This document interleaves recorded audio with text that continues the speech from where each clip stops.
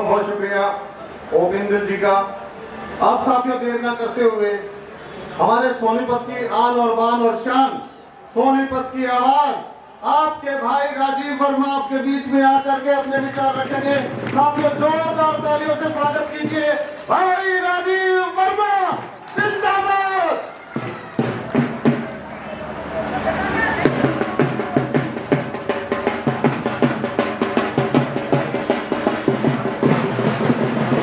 भाई न्यू काम नहीं चल, न्यू बताओ भाई आ रहा है इतना बढ़िया प्रोग्राम और ये आजादी जिसका आज हम और आप मिलके लुत्फ भी उठाते हैं और संघर्ष के लिए भी खड़े होते हैं, ये आजादी मैं अपने बहनें, माताएं, नौजवान साथी और मैं अपने बुजुर्गों को ये कहना चाहता हूं कि आजादी जो है ये हमें कोई भीख में नहीं मिली। न जाने कितने ही सूरमाओं ने अपनी जानें दी थी, कितनी माओं ने अपने लाल दिए थे और कितनी बेवाओं ने अपने बच्चियों को हंस के कुर्बानी की चर्चा के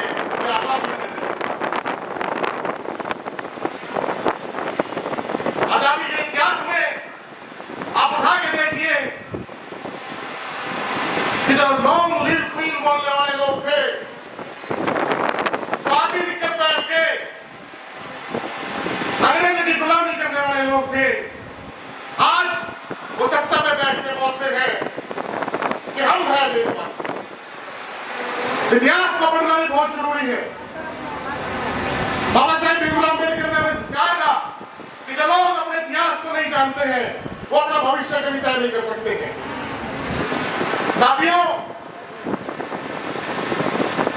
भगत सिंह, अशफाकुल्लाह खां, पीसी जोशी और तमाम ऐसे क्रांतिकारी हुए जो लाल झंडे को बुलंद करते हुए इन अंग्रेजों के सामने तन के खड़े रहे और आजादी के परवाने हंसते हंसते फांसी छूट गई। साथियों, भारतीय कम्युनिस्ट पार्टी जिस लाल झंडे के लिए हम लोग खड़े होते हैं, जिसकी हम लोग बात करना चाहते हैं, ये वही संघर्ष का वो झंडा है जो आजादी के आंदोलन से लेके आज तक भी अगर कोई रोडों पे खड़ा होता है, कोई गरीब पे, दलित पे, पिछड़े पे, मजलूम पे अगर कोई जुर्म होता है, तो इसके ऊपर किसी प्रकार का दमन किया जाता है, तो सबसे पहले ये लाल झंडा ही खड़ा होता है।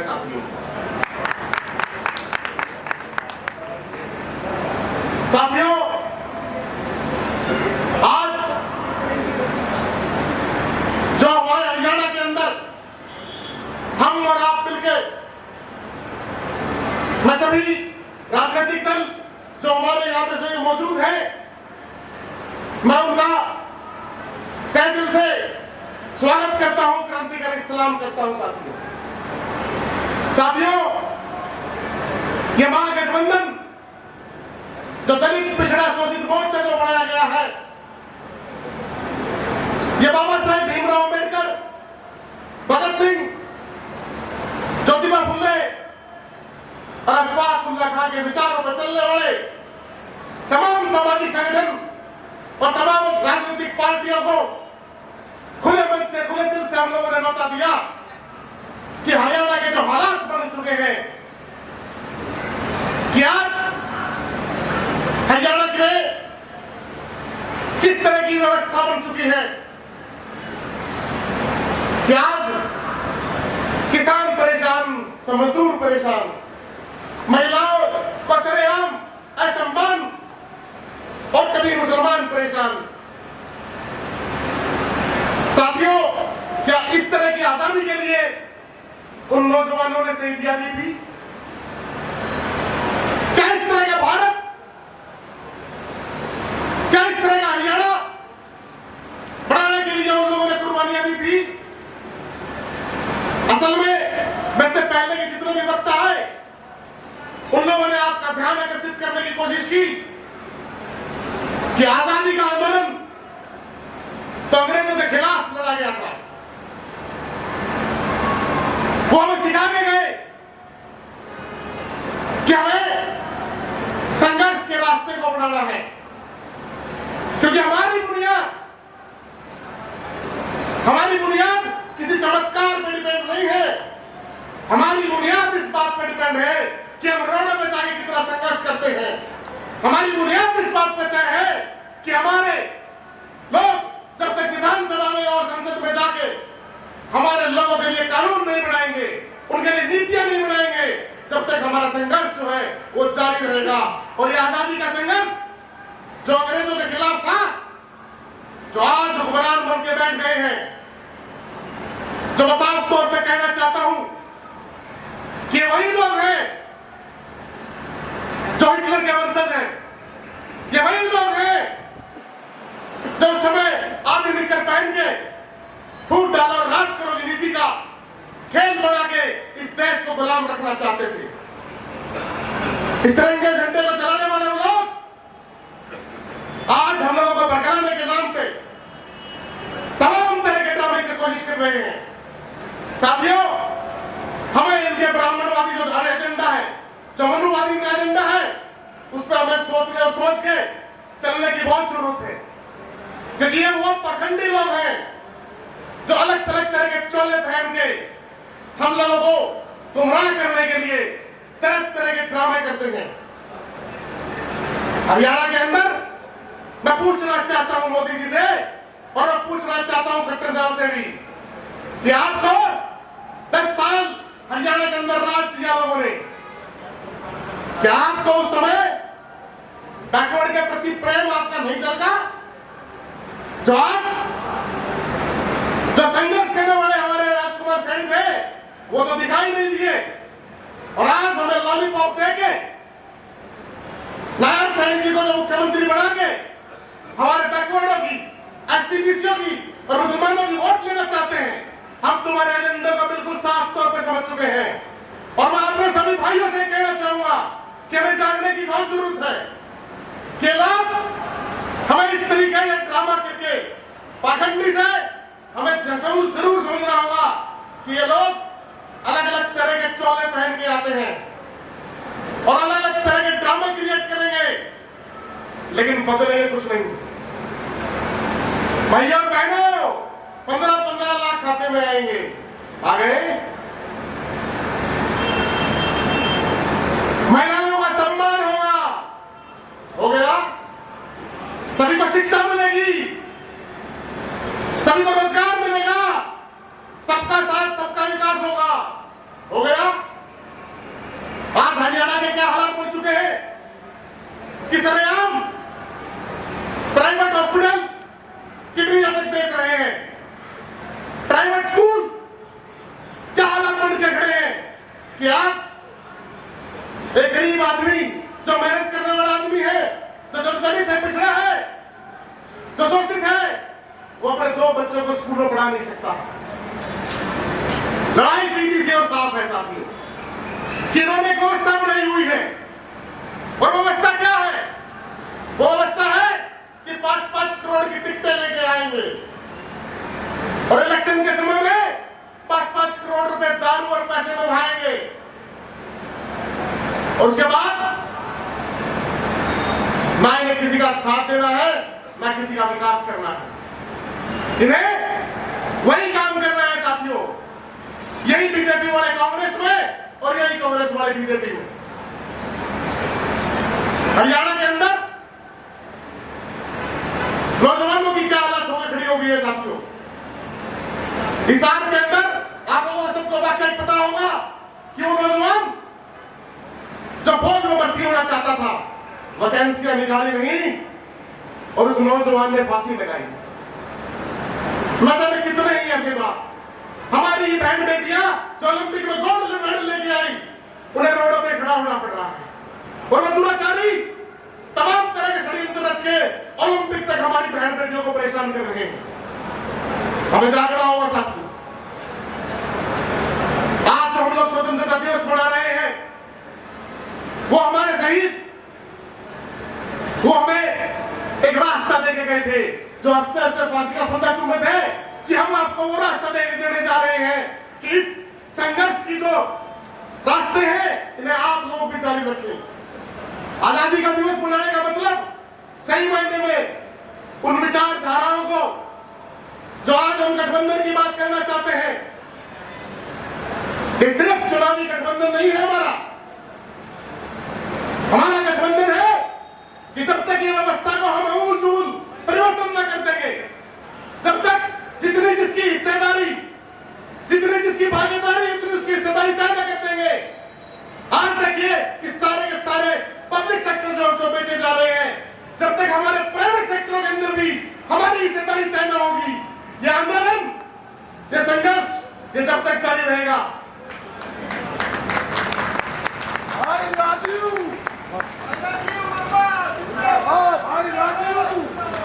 साथियों, लड़ाई लंबी है और संघर्ष भी लंबा रहना चाहिए। हम और आप लोग तो वो है जो सुबह निकल लेते हैं,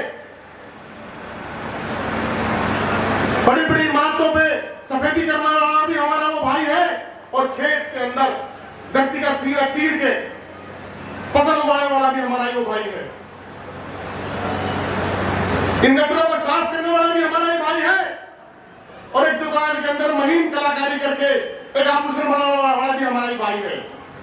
साथियों, हमें यह संपूर्ण एकता बनाने की बहुत जरूरत है, क्योंकि जब तक मेहनत करने वाला कमेरा आदमी वो एक प्लेटफॉर्म पर नहीं खड़ा होगा, जब तक ये व्यवस्था बदल नहीं सकती है। ये तमाम तरह से हम लोगों को बरकराने की कोशिश करेंगे, हमारे बीच में फूट डालने की कोशिश करेंगे। हम लोगों को समझ के, चाहे सोनीपत से राजीव वर्मा लड़ रहा हो, और चाहे राही से भाई राहुल लड़ रहा हो, चाहे इंद्री से हमारे शाही साहब लड़ रहे हो, और तमाम हमारे साथी इसी तरीके से जो लड़ रहे हैं, हमें चुनावी मोड़ पर भी एक दूसरे का साथ और हाथ पकड़ के चलना है, और संघर्ष के रास्ते भी हमें इसी तरीके से चलना है। साथियों, आप समझ गए इस व्यवस्था को। जब यही मेयर जिसको हम बनाते हैं और दाग पड़ते ही बीजेपी में चला जाता है, ये खिलवाड़ करते हैं हमारे साथ में, इस खिलवाड़ को जरूर समझने की जरूरत है। 134 का आंदोलन लड़ते हैं हम लोग, दिन रात भूखे रहते हैं, जब जाके 10% बच्चों का अधिकार मिलता है, और 10% भी जब यहाँ पे विधायक बनती है वो कोई दलन, तो विधानसभा में जाके बोलती है कि 134 है गरीब बच्चों पे नहीं, बल्कि प्राइवेट स्कूलों का अत्याचार है, और आज वो 134 से भी बंद कर दिया गया। साथियों, हमें समझने की जरूरत है कि हमारे को शिक्षा से वंचित करना चाहते हैं। आज तमाम प्राइवेट स्कूल, प्राइवेट हॉस्पिटल किनके हैं? आप आंख खोल के देखिए, ये सारे के सारे प्राइवेट स्कूल और हॉस्पिटल, वो सारे के सारे ये एमपी एमएलए और इनके चेले चपाटों के हैं। हम और आप तो सिर्फ इनके मजदूर बन के रह गए हैं, जो 5 साल में एक बार हमारे बीच में 500 रुपए और एक दारू की बोतल देकर हमें खरीदने की कोशिश करते हैं, और उसके बाद शिक्षा के नाम पे हम लोग पैसे आपका मेहनत की कमाई करके उनको देते हैं। चिकित्सा के नाम पे तमाम तरह के टेस्ट के नाम की जो लूट चल रही है हरियाणा के अंदर, एक पेट में गैस की भी समस्या हो जाए तो ये टेस्ट, वो टेस्ट, ये टेस्ट, जो पूरे महीने की कमाई है वो 1 मिनट में लूट के खड़े कर देते हैं। ये हालात है हरियाणा के, और ये प्राइवेट हॉस्पिटल है किनके?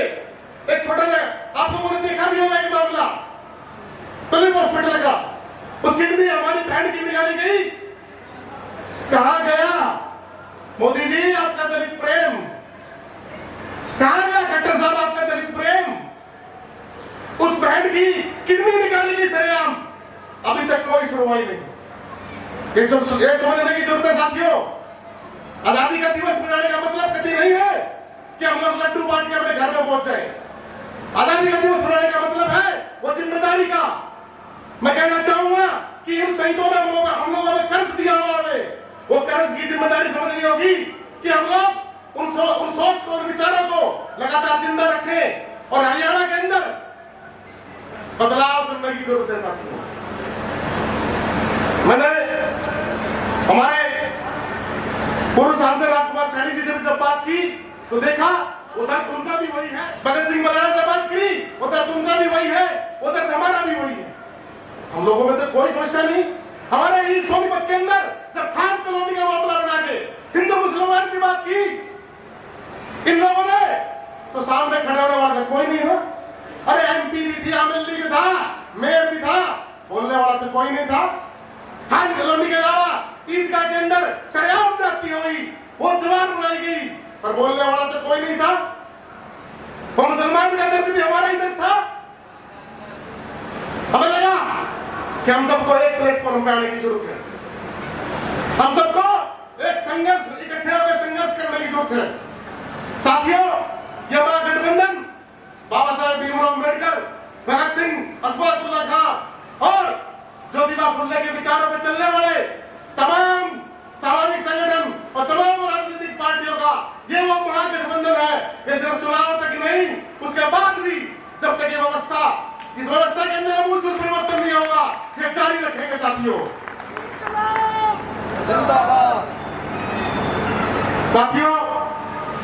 मैं जानता हूं कि 3 बज चुके हैं, समय भी बहुत है, हो गया है, लेकिन मैं ज्यादा नहीं कहूंगा। मैं अपने स्वर्णकार भाइयों से भी कहना चाहूंगा कि धर्मशाला के नाम पे हम लोगों के साथ में बीजेपी कांग्रेस सारे एमपी, सारे एमएलए के पास में जा लिए, एक धर्मशाला तक देने के लिए हम लोगों को तैयार नहीं, तो कौन सा डंडा पकड़ना चाहते हैं हम लोग? जब तक हम लोग यही नहीं समझेंगे कि हमारा रास्ता है संघर्ष का रास्ता। साथियों, बात करना चाहते हैं, आज के दिन तो बड़ी अच्छी लगती है कि राहुल गांधी भी बोल रहे हैं कि कहा संसद होना चाहिए। बड़ी अच्छी बात है कि राहुल गांधी जी को भी कहा संसद की याद तो आई, बड़ी खुशी की बात है ये। लेकिन मैं एक बात और कहना चाहूंगा साथियों, कि सिर्फ बात करने से बात नहीं बनती है, उसके लिए हमें रोडों में उतरने की बहुत जरूरत है। विधानसभा में तो बाद में पहुंचेंगे, जब तक हम रोड पर संघर्ष नहीं करेंगे, जब तक हमारी व्यवस्थाएं बदलने वाली नहीं है। इन लोगों को पता है, इन्हें डर भी लगता है। मैं आपको और बताऊं एक बात, ये तो डर भी लगता है इस बात का कि अगर ये सारा मेहनत का सामान एक प्लेटफॉर्म पे खड़ा हो गया तो किसको भगाएंगे भाई? 85 वर्सेस 15 की लड़ाई में जब सबके सब खड़े हो गए तो कहां जाओगे मेरे भाई? ये हालात बदलेंगे और ये हम और आप मिलके, हम सब मिलके इन हालातों को बदलेंगे। साथियों, मजा ना कहते हुए जय भीम, जय भारत, इनकलाब जिंदाबाद। हम लड़ेंगे साथी, हम लड़ेंगे। साथियों, मेरी बात हुई राजकुमार सैनी जी से हुई, क्योंकि वो भी हमारे ही तरह योद्धा है। ये सारे सभी सामाजिक न्याय के योद्धा है। ये सिर्फ ये गर्मी से, पसीने से, बारिश से, तूफान से डरने वाले लोग नहीं है। ये वो लोग हैं जो रोडों पे खड़े होकर भी लड़ेंगे। और कास्ट सेंसस मार्च की हम कहना चाहते हैं कि जब तक हम कहना चाहते हैं कि जातिगत जनगणना, हम रोडों पर निकलेंगे। और इस मार्च के लिए हमें बात हुई तो 7 सितंबर की जो डेट है कि हम लोग सभी के सभी बालगढ़ से पैदल मार्च करते हुए पार्लियामेंट में जाएंगे। क्या जो लोग, जो हरियाणा पूरे देश के अंदर जो चाहते हैं कि जातिगत जनगणना हो, वो सभी साथी आए। बहुत बहुत शुक्रिया। इनकलाब जिंदाबाद।